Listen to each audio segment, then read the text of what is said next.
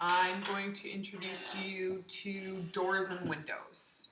So up until this point, we've been drawing our walls. We want to make sure that the walls that we're creating are full lengths of walls. They don't stop where there is a door or a window. We draw our full length of our wall and then we insert our doors and windows as symbols into those walls. So in our building shell menu, again, there is, if we scroll down, there's a door tool and a window tool. So both are Shift Option D for door and Shift Option W for window. If I select my door tool, I can see there's multiple door mode menus. There's this active definition custom door, and again there's this wrench and pencil or door tool preferences. So as it's first selected, this standard insertion mode, wherever I place my door and wherever my cursor is, it places that door in that window. I can also see that I have this wall insertion mode, so it automatically locks into this wall and places it within. Right now, I'm just going to click because I'm just going to insert this door. The first click sets the location, and then I can move my cursor around to set the swing configuration. So I want it in this configuration, so I press my second click and it slowly inserts my door into my wall. I can see that it cuts out the section of the wall where it is, and up in my object info palette it says door in wall. Now I can see if I scroll down, there is a huge list of settings. I'll let you play with those. The ones that we want to pay attention to the most are the flip. So if I want to flip the swing of my door, I can do so. You can see that it's going to flip both horizontally, then it's going to flip vertically, then it's going to flip horizontally again, and then vertically again. It's going to rotate through that. So I can visually see this in a simple swing door. You also have to be aware when we're changing the flip of a pocket door or a slider that just has that horizontal orientation. It's still going to toggle through those four orientations. Just the vertical flipping isn't going to be visualized in the door. So I see there's also a style. I can set it to be an unstyled or replace it with a styled door. I'll get more into that with the door tool preferences. I can scroll down. This settings will take me into this door settings dialog box. You can see all these settings are the ones that are available in my object info palette. There's also multiple menus across the side. Obviously, we're not going to be able to get into all of them. You can take a look around. I'm going to play with a few of them. I can change all these settings here and hit OK. I can change the major ones are going to be my width and height. This is all in reference to the leaf size. So the leaf is the panel of the door. Around that are going to be the door frame, and then there's going to be our rough opening sizes as well. So if I wanted to change that size reference, I can see that the whole unit size I can change. So that's going to be the door panel and the door frame around it. And then there's going to be that rough opening size. So again, space around that door frame to allow for shimming. Now I can change the top shape, and there's all these different design styles. I can specify if I want a transom. Now, another one that we're going to use frequently is the configuration. So if I drop down there, I can either make this an opening. So if I want to just have an opening with a head height in my door or in my wall, I can do so here. I can show you what it looks like. It's just going to cut and trim those wall sections. Cased opening is going to have trim included. Swing simple was what we were using. Swing by part. Now remember that it's changed that width for the rough opening. You can see it's a different size. So I can also do a pocket simple. Here again, like for instance, if I flip, I can see that it flips one direction, flips again. It does that vertical, but it doesn't look different. And then I flip again. Pocket simple, pocket by part, bifold simple, bifold by part, double acting, slider, and overhead or garage door and complex swing.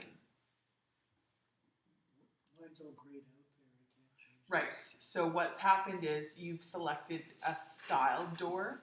So those aren't, what you have to do is under the style, you have to convert to an unstyled door, and in doing so, all those options will be available. Now, another one that we want to pay attention to, for instance, if I do a bifold, I'll just do a bifold simple.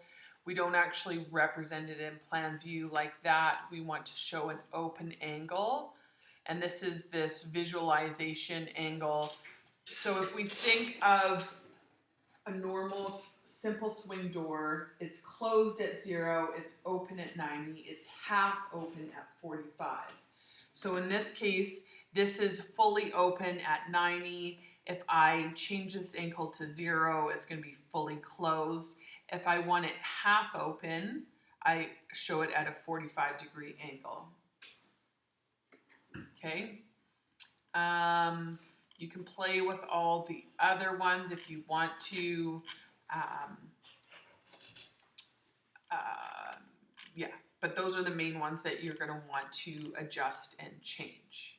Now, when I did this door, when I inserted the door, I did it at my standard insertion mode and it inserted it where I clicked my mouse.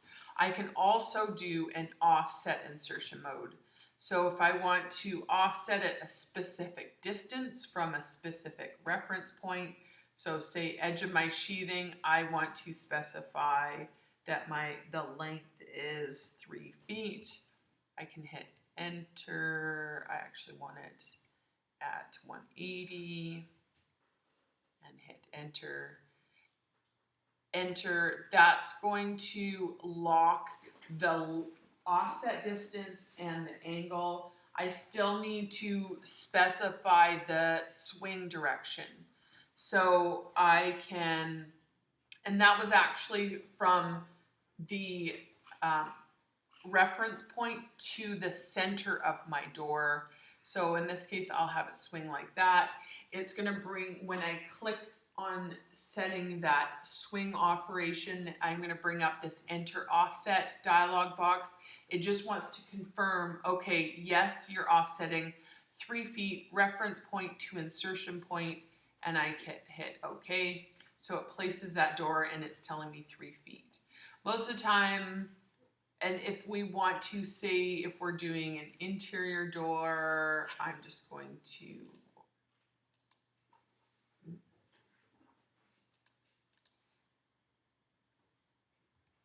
join those walls.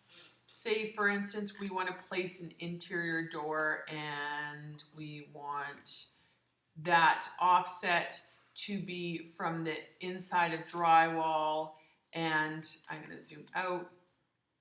I don't actually want the center of the door, but I want that left insertion point. So that first mode group is U, second one is I, and this third one is O. So I can toggle my O key and I can see that it changes that insertion point. So now I can go in and say I want to tab this to be 6 inches from that. Now what I have to do is I have to be careful.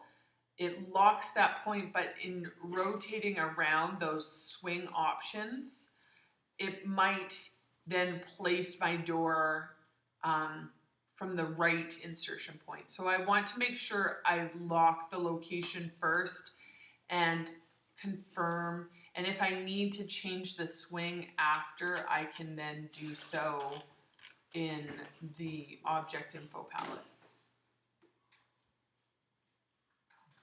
Now, these are all unstyled doors, or actually this is a custom door. I can go into my active definition and I select custom door. There is a large selection of already styled doors in the object or in the resource manager. I can do hinge doors, Imperial, there's patio doors, sliding doors, brand name, Anderson, Lowen, Marvin, Pella. Okay, so you can take a look and see what's there. And these are all styled doors. You can also choose a styled door and then insert it and make it an unstyled door. It will keep those settings of that door that you've chosen. So I will just choose this door hinged entry with side lights. And I can go into my door tool preferences. It's that door hinged entry with side lights. I can see I can make those selections there as well. Here I can change the width and the height. I can see what it's going to look in preview, in 3D preview, in top plan preview. All these configurations and settings aren't available because it's a styled door, but I can convert it to an unstyled door, and these are then, I can edit these settings.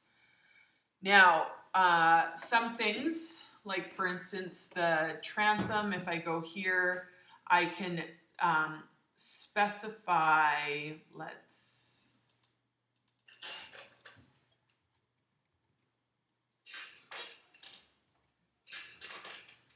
it didn't actually add a transom. I'm changing the settings of the transom, but if I go into my general, I need to include a transom for those actually to settings to be applied. So take a look through the different settings. I mean, you can see what you can change. 3D ID tags. So if you want to create a door schedule, you can do so by adding tags here. Include on schedule. Jams, if you want to change the settings to your jams. Leaf, you can select panel, solid, glass, custom, lights. So those side lights, and you can specify here. It says because this was already a styled door, it says include side lights and what those measurement calculations are. Settings are. Threshold, you can get very specific. A lot of the settings you can just leave as they are. Transom, trim, include interior, include exterior. So I could place these and I can see in plan view what it's going to look like. And I can change those if I'd like to. Lintels, hardware, I can even specify which passage set or levers or knobs I want to include. So this is more like when we get into 3D for these plugins, but you can play around. It's not obviously going to show, well, include hardware. It shows 3D there. It didn't do anything on the preview, on the plan view, but it, oh, there is my huge lever. Oh, it's an exit way with closer. That would be why.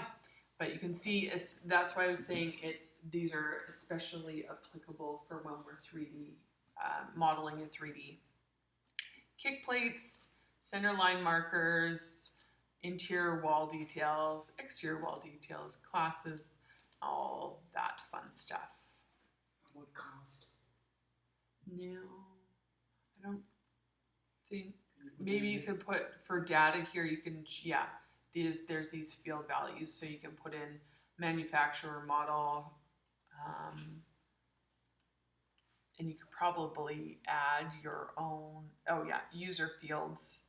So you could put in cost if you wanted to.